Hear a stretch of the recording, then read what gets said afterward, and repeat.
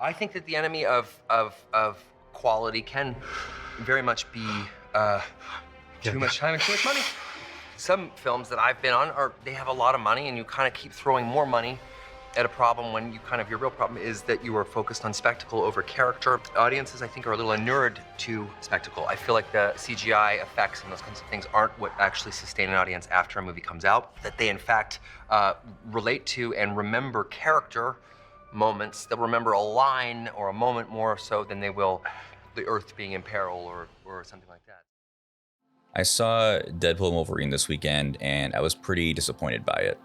Going in, I had pretty high expectations. I had watched that interview I just showed you, and, it kind of assuaged some fears that I had going in of like, okay, is this going to be a cameo fest? Is this going to be just like a bunch of more Marvel CGI nonsense? But seeing that clip, I'm like, okay, Ryan knows. He knows that the most important things in a story are characters and themes, and ultimately just like movies having a point. However, when I walked out of the theater on Saturday, I was just like, man, I couldn't find it. I didn't find the higher meaning they were going for. It really just felt like an excuse to just kind of smash action figures together and not really saying anything, and you might say like, oh, it's a Marvel movie, it's not supposed to say anything, it's just entertainment, but these can be so much more than what they are. I mean, we've had so many just in the superhero genre. I mean, talk about like the Spider-Verse movies, having such powerful messages.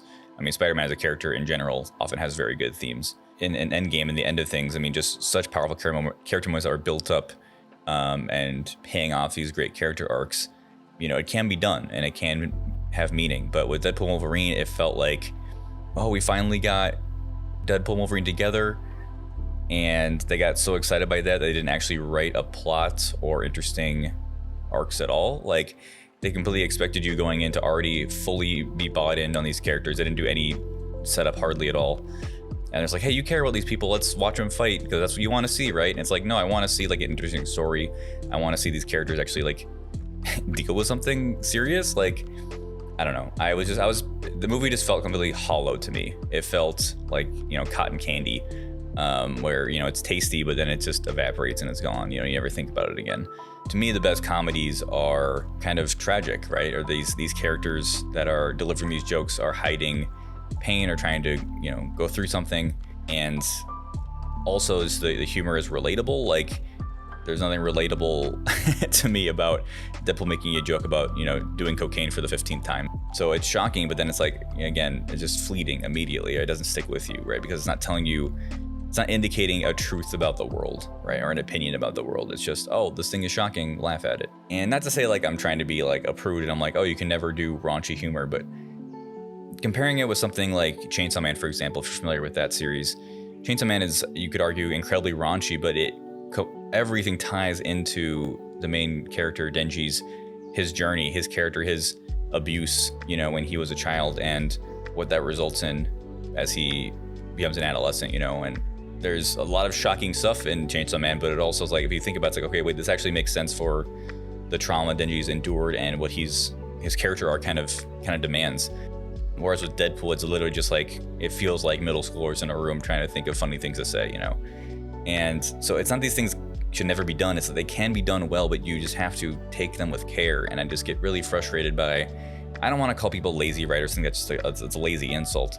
And I don't know how many iterations we went through, but it's like, I'm just very surprised this is where the end result was, knowing, or assuming rather, how much the people involved care about it. That being said, the reason that I'm making this video isn't to just, dog on Deadpool and Wolverine.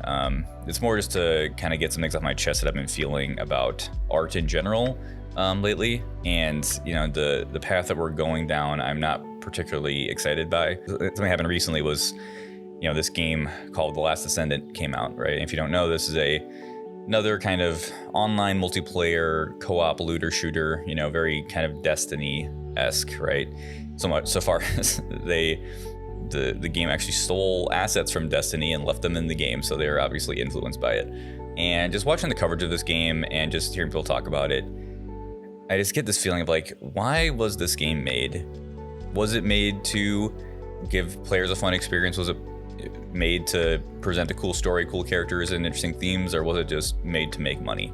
because you look at the microtransactions in this game that are just absolutely ridiculous. They've been in many games recently, and you know, we have these big companies that are beholden to their shareholders, and in this system of capitalism, they're forced to keep making profit.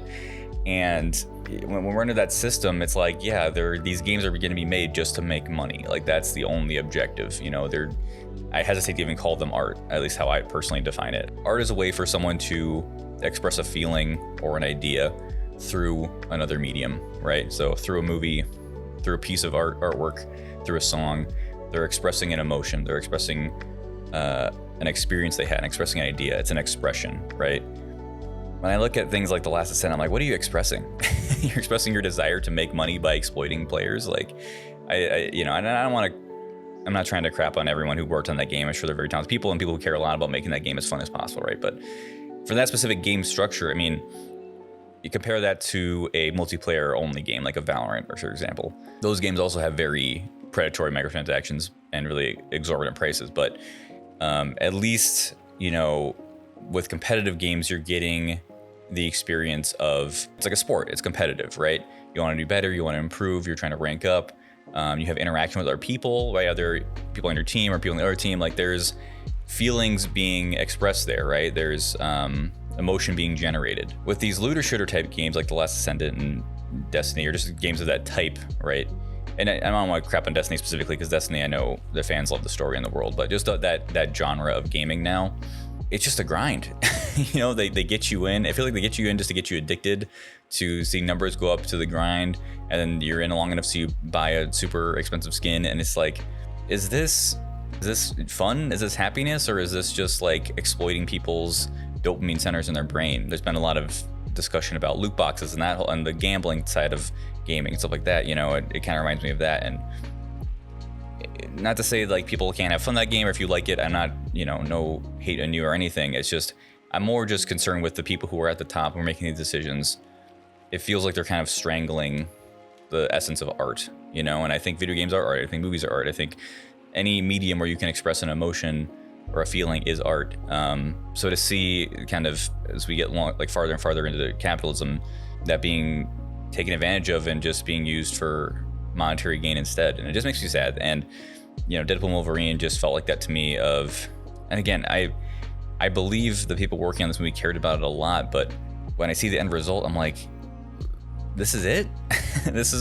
You got some cool cameos and some okay looking fight scenes, but where's the heart of this movie? Where's the soul?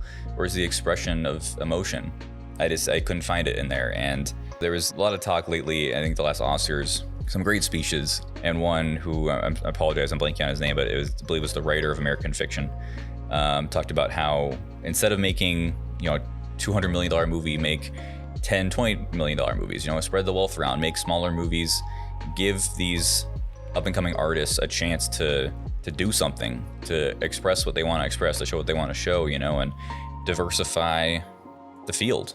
And I think that would do so much for just inspiring creativity and connecting with people. And that's why I love indie games, and that's the main thing I want to cover on this channel, is like, I want to find the small stuff of people who are out there on their own because they just have something they need to get off their chest, something they need to say. And it's not going to be perfect all the time, right? They're going to be, maybe one part of the game is great, other parts are not great. If you saw my Gunbrella review from a few months ago, that the game had some cool ideas and cool gameplay mechanics, and the team is clearly talented, but they just couldn't really stick to landing. And that's not necessarily a failure. I'd rather that game exist than not exist, because it shows these people are trying and they can improve and other people can get inspiration from them. The thing too about smaller projects is they're inherently more relatable, you know? And I think that's the essence of art as well, is one, it's the expression of an emotion by the creator, right? It's them trying to, you know, get across something, but then someone has to receive that, right? And the only way to receive, one of the ways to receive those is by feeling some relatability to it, some connection to it, something where, oh, I have a similar thing in my life, or I can learn something about my life through experiencing this art. Going back to Deadpool and Wolverine, there's nothing relatable about that movie.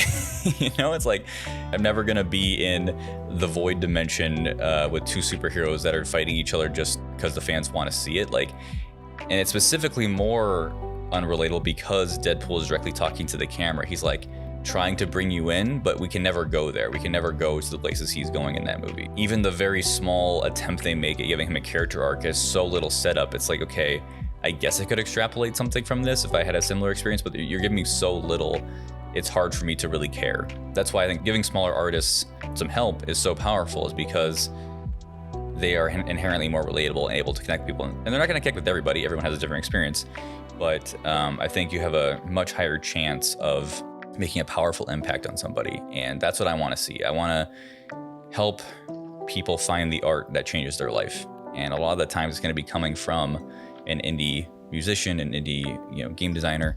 It's not going to come from a $400 million Marvel movie. So I guess what I'm trying to say with this video is, not that these big budget things can't exist, these big budget games, these big budget movies and shows, but just do better, please. I think audiences, at least speaking for myself, I'm tired of cotton candy. I'm tired of the spectacle. I need something nourishing. I need my veggies.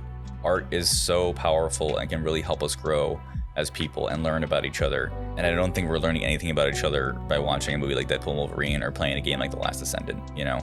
It might help distract you for a time, which has some value. That's what I do a lot with art, or with just media, as I use it as a way to distract myself from what's going on in my life, but that's never gonna fix your problem. So I just hope that artists, these people with all the money, and again, they're not gonna listen to me, but I hope with enough public support, it's like, the audiences are not stupid.